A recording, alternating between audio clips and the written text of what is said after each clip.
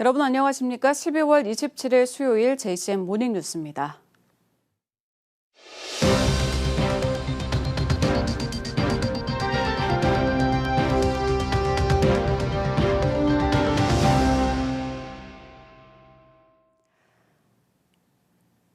올 한 해 울산 지역 각 분야를 결산해보는 연말기획 2023 결산입니다.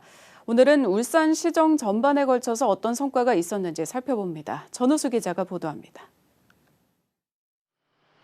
지난해 민선 8기 출범 이후 2년차에 들어섰던 2023년은 울산시정의 색깔을 선명하게 드러내면서도 풍성한 수확들을 거둔 한 해였습니다.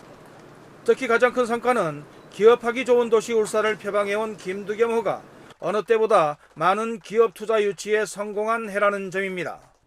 기업 맞춤형 전략적 투자 유치 활동으로 1조 원대의 고려아연 고순도 니켈 생산 공장의 신증설 등 민선 8기 이후 연말까지 총 16조 6천억 원대의 대규모 투자를 유치했습니다.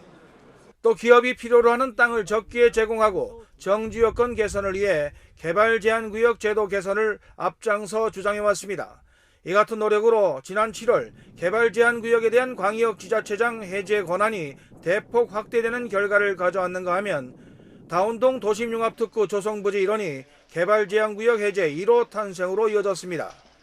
이에 함께 기업 지원 전담 인력 파견 등 적극 행정을 통해 현대차 전기차 공장 신설과 삼성 SDI 2차 전지 신공장 건설 등의 인허가 기간을 대폭 단축하는 등 일하기 좋은 기업 환경 조성에 크게 기여했습니다. 지지부진했던 분산에너지 활성화 특별법의 국회 통과 등 지역별 전기요금 차등제 도입이 현실화되는 데도 주도적인 역할을 담당했습니다. 문화와 교육 부분에도 큰 성과가 있었습니다. 방구천의 안곽화가 세계유산 등재 신청 대상에 선정돼 세계유산 등재를 위한 국내 절차가 마무리됐고 울산공업축제가 35년 만에 부활해 울산의 대표 축제로 거듭나게 됐습니다. 울산대학교가 글로컬 대학 상공에 선정돼 오는 2027년까지 1,000억 원의 국비를 확보하게 되면서 울산시와 기업, 대학이 협력을 통한 상생 발전 기반을 마련하게 됐습니다. 세계 최초 수소 트램인 도시철도 1호선이 정부의 타당성 재조사를 통과하면서 낙후한 도심 교통환경에 전기를 마련하게 됐습니다. 이 밖에도 연포산 터널 무료화와 울산, 양산, 부산 구간 광역철도 예비 타당성 조사 대상 사업 선정, 전국소년체전의 성공적 개최 등 2023년은 울산시가 추구하는 꿈의 도시 울산에 튼튼한 징검다리를 놓은 한 해로 평가됩니다. JCN 뉴스 전우수입니다.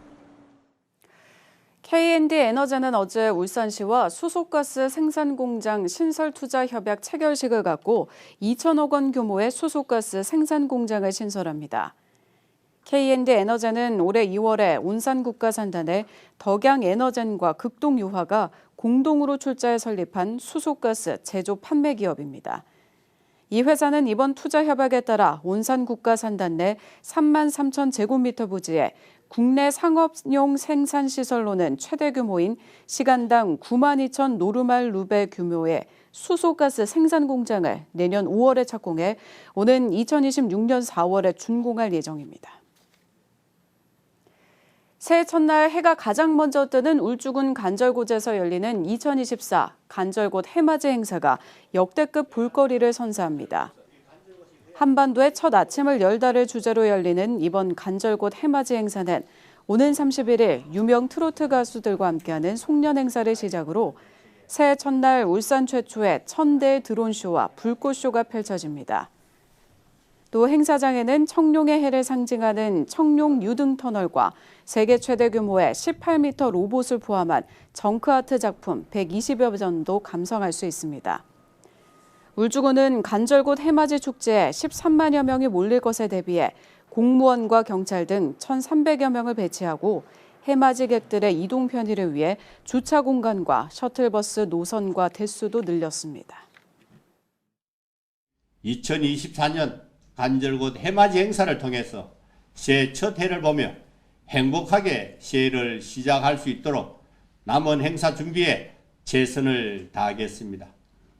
아울러 앞으로도 간절곶이 대한민국에서 가장 안전하고 즐거운 해맞이 장소로서 위상을 높여갈 수 있도록 새로운 관광 콘텐츠 개발에도 부지런히 노력하겠습니다. 울산시가 어제 2024년 상반기 5급 이상 정기 인사를 1월 1일자로 단행했습니다.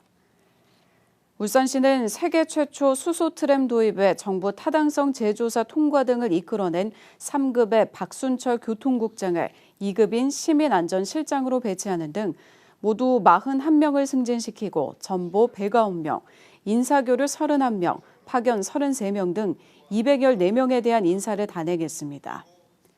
이번 인사에서 4급인 이재엽 건설도로과장은 건설주택국장으로, 오경탁 회계과장은 도시국장으로 각각 3급으로 승진됐습니다. 또 미래전략본부장에는 김정익 정책기획관, 문화관광체육국장에는 이상창 건설주택국장, 시민건강국장은 최민호 동구부구청장, 교통국장은 전경술 남구부구청장, 보건환경연구원장에는 신민영 중구부구청장을 각각 전보 배치했습니다. 울산소방본부는 소방조직 개편을 통해 내년 1월 1일자로 소방본부 소속 특수대응단을 설치한다고 밝혔습니다. 새 팀 55명으로 구성된 특수대응단은 대규모 화재나 지진, 테러와 화학 원전으로 인한 재난에 대응하는 부서로 12월 현재 전국 14개 시도에 17개 특수대응단이 조직돼 있습니다. 이번 조직 개편은 울산이 국내 최대 규모의 국가산업단지가 위치해 있고 원전 밀집 지역이기도 해서 대규모 특수재난에 대응하기 위한 것으로 본부 소속 직할구조대와 119 항공대를 기존 재난대응부서에서 분리해 설치됩니다. 중구청이 내년 1월 1일자로 조직 개편을 단행했습니다. 중구청은 사회적 기업 국비 지원 사업 종료로 일자리 정책과 사회적 경제계를 폐지하고 골목 상권 활성화를 위해 지역 경제과의 소상공인계를 신설합니다. 또 울산 종갓집 도서관 개관을 위해 도서관 추진단은 도서관과로, 도서관 1, 2개는 각각 도서관 정책계와 도서관 운영계로 이름을 바꿨습니다. 행정기구는 복산 1, 2동 통합으로 1개동이 줄어들고 통합에 따른 감축 인원은 소상공인계와 도서관과 등 신규 수요 분야에 재배치될 예정입니다. 지난 1일 북구의 한 아파트에서 일가족이 숨진 채 발견된 사건 전해드렸는데요. 이 중 숨진 아들 2명은 10대 학생이었습니다. 울산시 교육청이 이 같은 사건을 계기로 내년부터 위기 학생 선제적 발굴 시스템 마련에 나섰습니다. 박영훈 기자가 보도합니다. 지난 1일 북구의 한 아파트에서 40대 엄마와 10대 아들 2명이 숨진 채 발견됐습니다. 아내와 두 아들을 살해하고 불을 지른 것으로 추정되는 40대 남성 또한 끝내 숨졌습니다. 울산시 교육청이 이처럼 최근 일가족 극단적 선택과 함께 학생들이 희생되는 사건이 잇따르자 위기학생 선제적 발굴 시스템 마련에 나섰습니다. 천창수 교육감이 이번 달 정책공감회의에서 시스템 마련을 주문한 데 따른 겁니다. 교육청은 교육복지 사각지대 예방의 첫걸음으로 지난 14일 공문과 가정통신문을 통해 긴급복지 지원 제도를 각 학교와 학부모에 안내했습니다. 특히 미인정 결석 학생과 관련해선 기존엔 사흘 동안 학생의 소재가 파악되지 않을 경우 가정방문이나 학부모 학교 방문을 요청했지만 이젠 하루만 소재 파악이 되지 않아도 경찰 신고를 하도록 안내했습니다. 이어 교육부의 학생 맞춤 통합 지원 사업과 연계해 다양한 영역의 위기 학생을 선제적으로 발굴해 지원할 수 있는 학생 맞춤 통합 지원팀을 내년부터 모든 학교에 운영할 예정입니다. 학생 통합 지원팀, 지금 정책기획 2팀을 총괄 컨트롤 타워 역할을 하도록 해서 체계를 일단 만들어서 2024년부터는 좀 본격적으로 이 사업들이 좀 안착될 수 있도록 주력할 계획입니다. 학교에 신설되는 학생 맞춤 통합 지원팀에서 1차적으로 위기 학생 지원을 담당하고 강북 강남 교육지원청 교육복지 안전망과 울산시 교육청까지 이어지는 3차에 걸친 안전망을 구축하게 됩니다.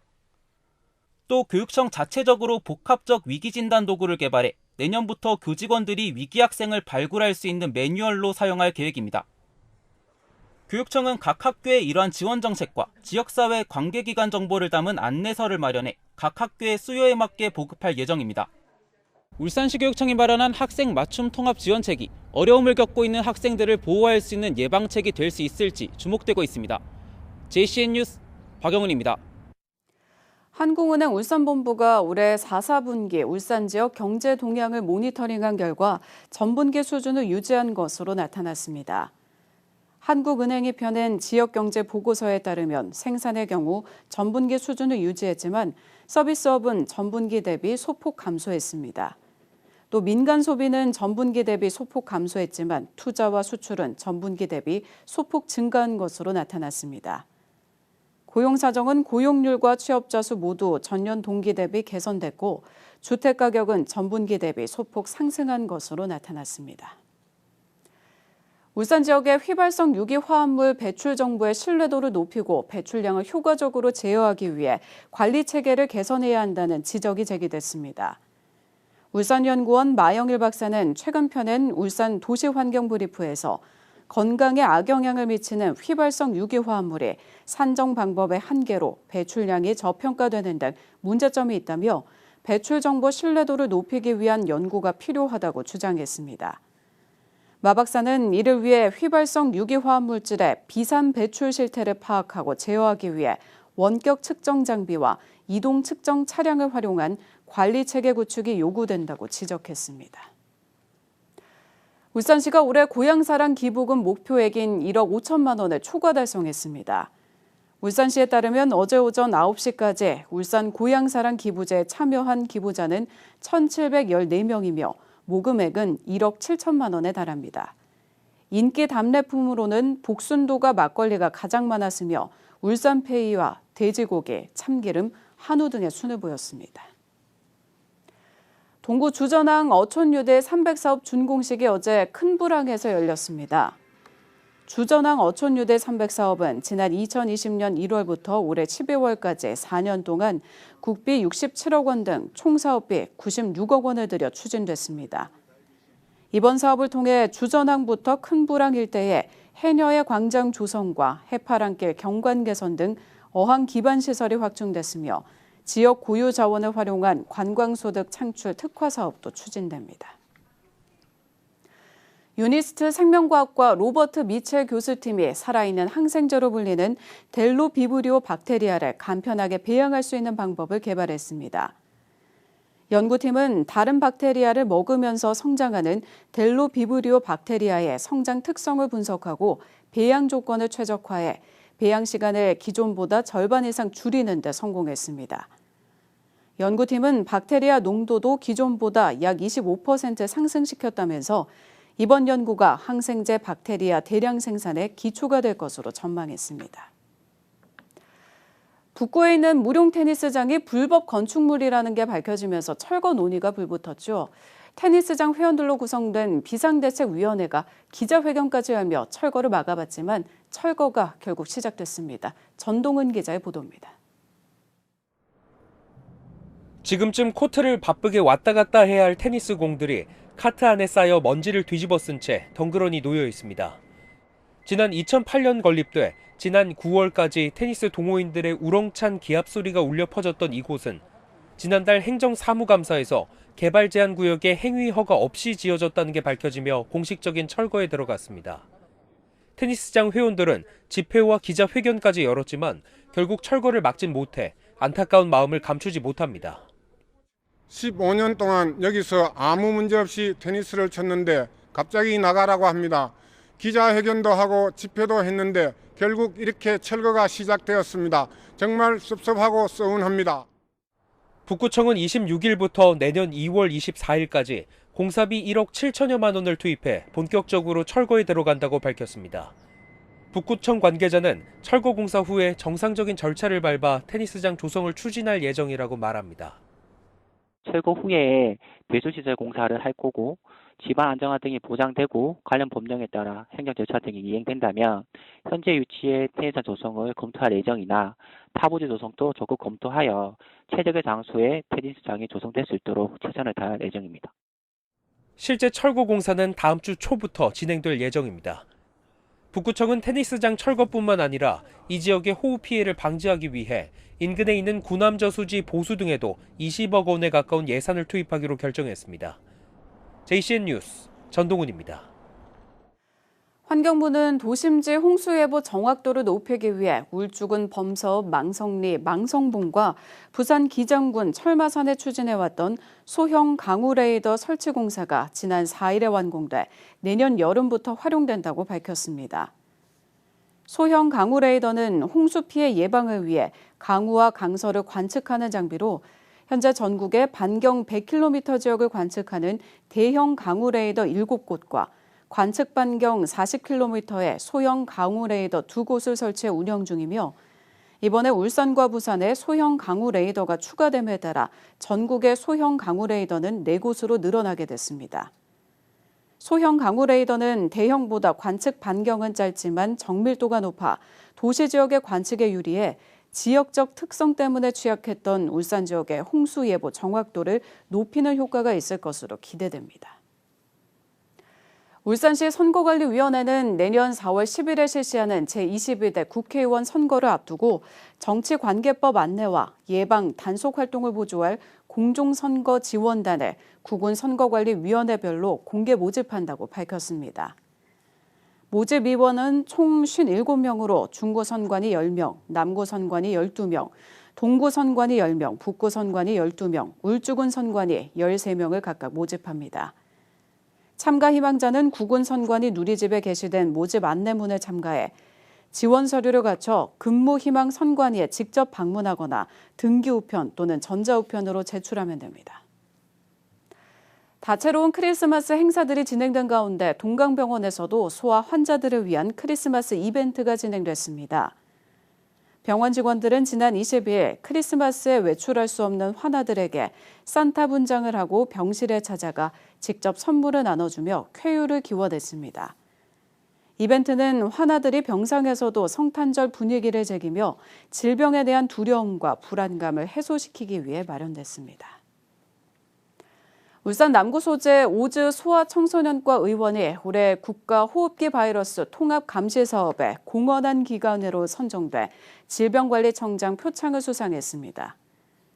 질병관리청은 해마다 국가호흡기 바이러스 통합 감시 사업에 적극 참여한 기관 2곳을 선정하고 포상해 격려하고 있습니다. 북구청은 어제 구청장실에서 아동권리 대변인 위촉식을 가졌습니다. 북구청이 위촉한 아동권리 대변인은 정석환 변호사와 류정미 울산가정위탁지원센터장, 김지원 울산아동보호전문기관 실장 등 3명입니다. 이들 아동권리 대변인은 앞으로 2년 동안 아동 고충에 대한 조사와 구제, 아동의 권리 증진을 위한 정책의 개선 방안을 제시하는 역할을 하게 됩니다. JCM 모닝뉴스를 마칩니다. 함께해 주신 여러분 고맙습니다.